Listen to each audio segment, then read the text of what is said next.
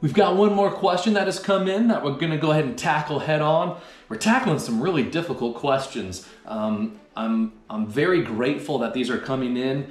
That at least the meaning I'm attaching to it is the way that the way that we are answering them is resonating and helping. So as long as we keep getting these questions, we're going to keep answering them because I hope it helps you, but I know for me, it helps me in my relationships and in my job and what I do. So thank you for helping me.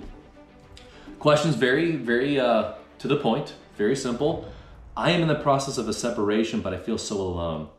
How do I get over this feeling? You can see this theme keeps coming up and it's so difficult. I don't know if emotions were given to us to try to avoid or to get around or to dismiss.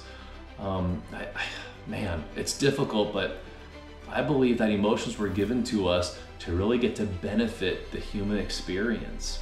And it's both positive and painful emotions is what makes such a rich and deep life.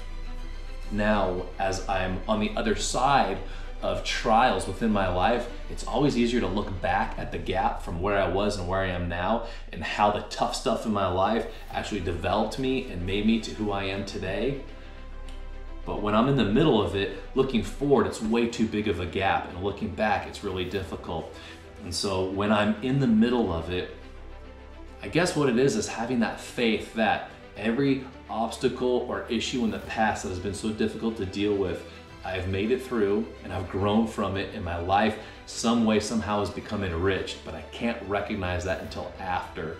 And so as we develop emotionally, as we get more time on earth, if you will, and more repetition cycles, not specifically in separations, but of pain and all sorts of emotions. So I know for me, and I can only speak for myself, the first part that comes out usually isn't about the person, it's about I'm a failure. What did I do wrong?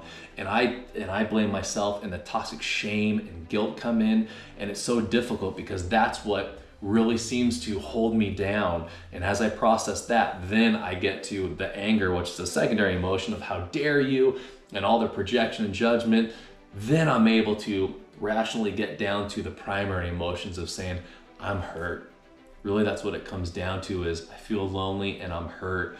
And it's having that faith, again, of looking back in the past of what I've made it through and seeing that gap of who I am now because of that, and having the faith of saying, even though I can't see it right now, of having the faith that by working through this, I will learn more, I will become more, I will be able to love deeper, even though it hurts.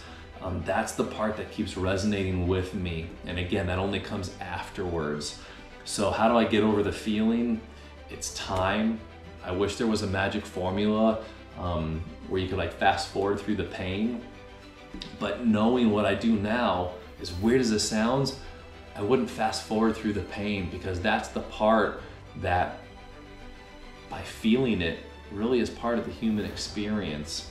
I know it sounds so weird, even as I'm saying it, it sounds weird to me, but instead of getting over it, of really working through it and leaning into it, and because what it is it's mourning. Maybe not a physical death, but an emotional death, and it's mourning, and so it takes time.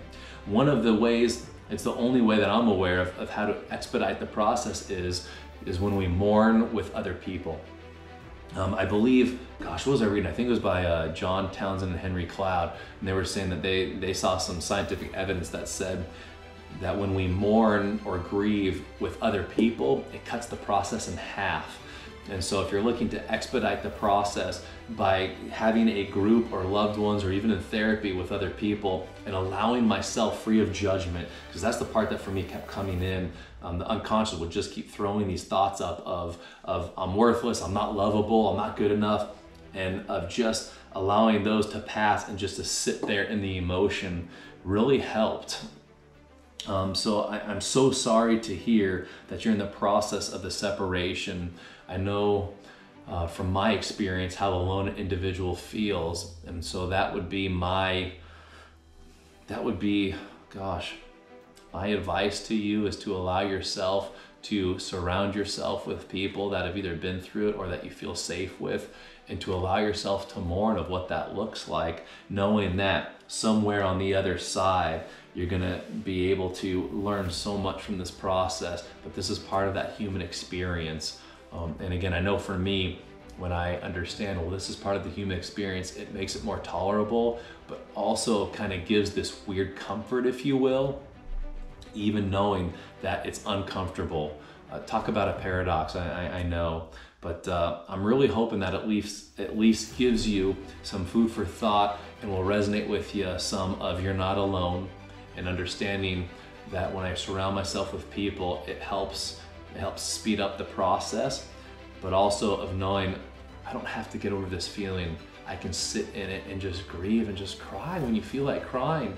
I think so many times where everyone is so on this life is short, grind, hustle, push through, that we don't experience of actually giving ourselves the latitude to feel and to cry.